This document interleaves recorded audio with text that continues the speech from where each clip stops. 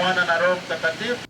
This message is so strong that we need to reflect each one of us.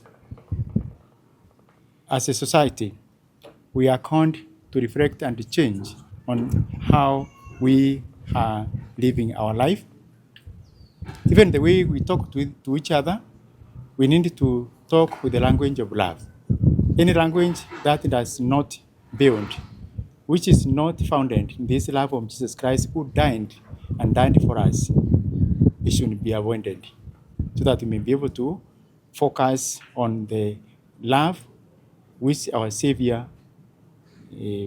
gave us by dying on the cross. Leo ni sikukuu kama kanisa Katoliki tunapoikumbuka historia ya Kristo mkombozi wetu. Yule alizaliwa kwa ajili ya ukombozi.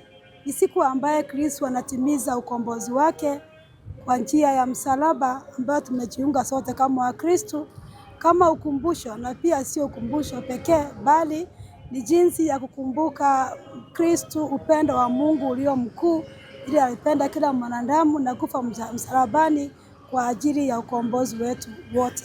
Sisi kama Wakristo binadamu ni kigeugeu. Leo wako hivi, kesho wako vile. Lakini haswa ni siku muhimu sana katika kanisa letu la Kikatoliki ambalo ni la ukombozi wa dunia mzima. Tukimaliza mambo haya ya Good Friday, tukiingia katika Pasaka.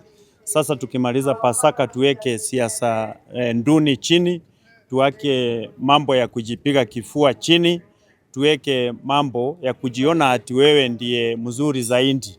Ukipanda kwa podium, ukichukua microphone, kazi yako ni kuchafua wengine, kazi yako ni kupiga kifua vile wewe ndiye mzuri, vile wewe ndiye mkubwa. Tusijue sasa hiyo ukubwa uko na mwisho.